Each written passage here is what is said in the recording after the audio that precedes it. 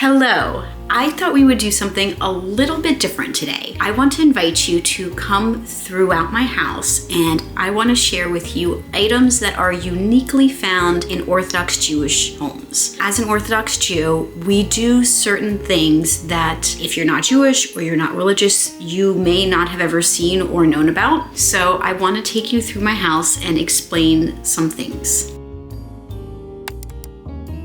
Upon entering our house, in every doorway, you will find a mezuzah, with the exception of a bathroom or closets that are smaller than a certain dimension. A mezuzah has inside of it a scroll of parchment paper, and on it is written a Hebrew prayer called the Shema. And this is to serve as both a physical and spiritual protection of our home. And this is my husband's Tefillin bag. I am going to open it up and show you what's inside. Okay, so in Hebrew, this is called Tefillin. I believe the English word is phylactery. And phylacteries, yeah. Phylacteries. Aaron's helping me out here. He actually has two sets, which is unusual. It is our community's custom to wrap with two sets of tefillin. What are the different names? This is Tefillin. Yeah, Rashi and Rabbeinu Tam. Rashi and Rabbeinu Tam. And of one course, goes... because in Judaism, there's always two Jews and three opinions.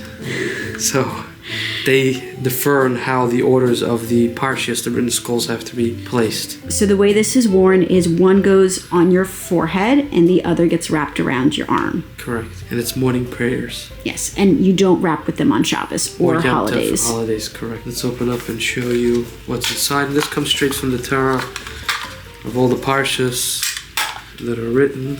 So it's 4 chambers, and here there's 4 written scrolls. It is sewed. As you can see the stitching. This opens up, and inside is the parchment papers. And there's the straps. And this is real leather. Yes. And this is made from... Also. It's made from a kosher cow, correct? Yeah, it goes on the head. Next, I'm going to take you to our china cabinet, and some of these things are uniquely Jewish and other things are not. So, for example, on the top shelf, we have some vases, which I think is pretty common. But over here, we have what's called a Havdalah candle. It is a candle that has 2 or more wicks. So let me show you. These are the 2 different wicks right here.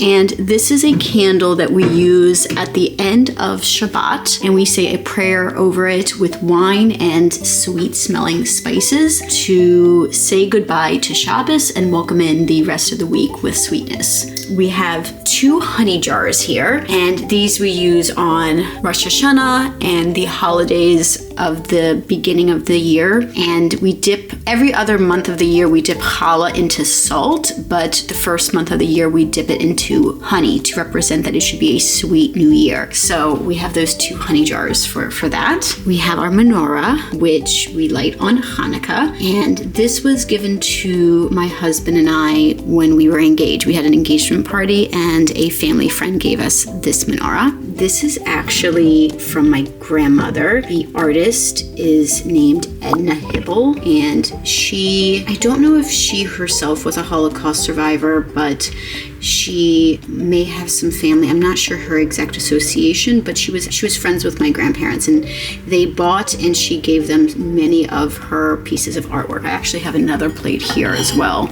I just don't have it displayed, but she specialized in like images of women with children, and it just very nostalgic for me. This is a prayer book in both English and Hebrew. Sometimes we just have the Hebrew writing, but this one has both text in English and Hebrew. A little salt shaker, which is not actually on my table. And then this is, my kids made this. This is when Aviva was the baby, and we took them to like a ceramic store and they made some pottery. So it has their ages and handprints. This was Aviva's little footprints when she was 3 months old, and that was Ahava's handprint. Yeah, moving on. We also have the challah board that we use for, it says in Hebrew, Shabbos v'Yom Tov, which is Shabbos and holidays. And then on the bottom, we have some wine displayed, because wine is used as well on Shabbos and holidays. We say blessings on wine. However, my husband does not like to drink wine. I am the wine drinker in the family. He does all the blessings on grape juice, which is also acceptable. And being that we have small children, they also prefer grape juice over wine. We also prefer to give them grape juice over wine. Moving on to the kitchen, because we eat only kosher food, one of the rules of following a kosher diet is not mixing meat and dairy products. Not only only do we not eat them together, we do not cook them together. All of their preparation is completely separate. And in addition to the religious trying to keep the food separate, my husband has a very severe dairy allergy, which we do not want, but it happens to be very convenient that we keep a kosher home because we automatically separate our meat and dairy products. So if you come over here, this is our meat sink and our meat countertops. This burner right here is meat as well as the microwave. And then after that, this is our dairy sink. You can actually see all of my, I pump a little bit for Modesty. We exclusively breastfeed, but I do have a little stash of breast milk in our freezer so that we can give her via a bottle. So while breast milk is actually considered parve, not meat or dairy, according to kosher standards, this is one of these areas where, because Aaron has a severe dairy allergy, we don't know if his allergy is just to cow's milk or also human milk. So we do keep them separate. But technically, according to kosher laws, breast milk is parve. And then we also have these are our dairy burners over here. So, and let me also show you, we have 2 ovens. The top one is our meat oven, the bottom is our dairy oven, and we do not need to separate like anything in the fridge per se. You'll notice that we don't have a light on in our fridge because we don't want to have to remember to turn it on and off when Shabbat starts and ends, so we just keep it off all the time. So we don't have a fridge light. But this is like our dairy drawer of like cheese and yogurts and cream cheese, and then over here is like meat, cold cuts, and things of that nature. Keep like pastrami and things like that. So we don't really keep them separate per se, but that's like really the only area, those 2 drawers. This is like vegetables, and then, yeah. And because of Aaron's dairy allergy, we do a lot more meat cooking in our home. So these are my meat pots and pans. And then I have like 2 pots and pans that are dairy that I keep up here because I just don't, this is like the extent of my dairy pots and pans, just because I don't cook that much dairy. Another thing that you'll find in an Orthodox Jewish kitchen is something called a Negelwasser. This is a 2-handled vessel that we use to wash our hands. There are 2 different ways that we can wash it. Actually, there's more than that. Depending on the community that you're part of, how many times you wash your hands can differ from family to family. But we either do, let me put this down and I'll demonstrate. There's 2 different ways or reasons that we wash our hands, either before we eat bread or for spiritual reasons of getting away what's called tumah, which is impurities. So there's 2 different ways to wash, and I'm going to show you real quick. Now that I've filled my Negelwasser up, the first thing I'm going to do is remove my rings because we don't want to have any separation between our body and the water. And fun fact, nail polish does not count for a separation for this type of washing. But if I was washing to remove tumah from my hands, which is impurities, I would wash like each hand like this. 1, 2, 3, 4, 5, 6, alternating each hand, and then I would recite the blessing, which ends with the words Al Natilas Yadayim. If I was washing my hands for bread, I would do it a little differently. Instead of washing each hand interchangeably, I would wash 3 times on my right hand first. 1, 2, 3. Some people will then hold this with a towel, and then I would do 3 times to the other hand. 1, 2, 3. And then I would recite the blessing.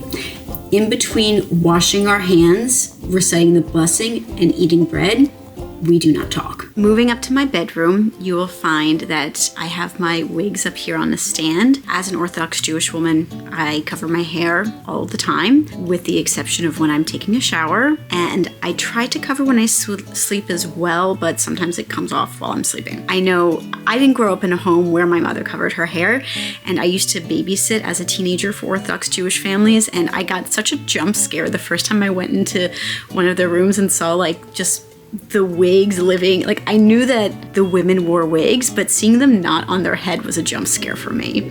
Also, my husband and I have 2 separate beds for observing family purity laws. Going into our bathroom, you can see there is no mezuzah on this doorway. Like I said, it's the only large room that does not have a mezuzah, and you will find multiple Nägelwassers also upstairs in our bathroom. This is our children's bathroom, so this is like all of their bath toys underneath here, but these Nägelwassers with these little basins are prepared before our children go to bed, so that when they wake up in the morning, the first thing they can do is wash their hands of any impurities, because sleep is considered 1/60th death because of the unconscious state that you are in, and the tumah, the impurities, follow death.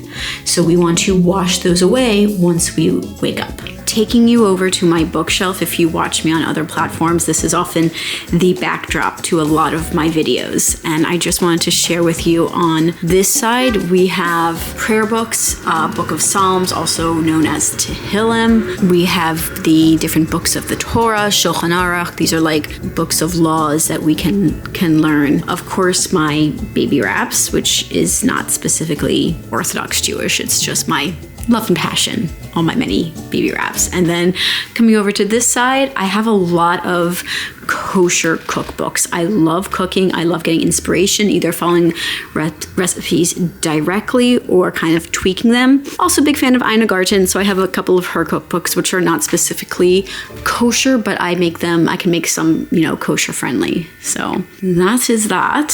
So we have candelabras set out in our dining room, and we light them every week right before Shabbos starts, and holidays. We bring in the holidays and Shabbos at sundown each day, and once we light the candles, we have officially taken in the day. The Jewish day starts at night, at sundown, not at midnight. So these two were actually wedding presents that Aaron got me when we got married. These two over here, these candlesticks, were from my mother's mother, so my grandmother, who recently passed away about 1.5 years ago at the ripe age of 97. And then these are, this candelabra Aaron bought for me when our custom is anytime we have a child, we add an additional candle to light, and girls light in our community starting at age 3. They light their own candle. So I light a total of I light 7 candles myself, and then Naomi, Zahava, Aviva, and Dasi each light their own candle, so they each have one. So these are all the candles that we light each Shabbos. And that concludes the tour of my house and the Jewish items that you might find inside it.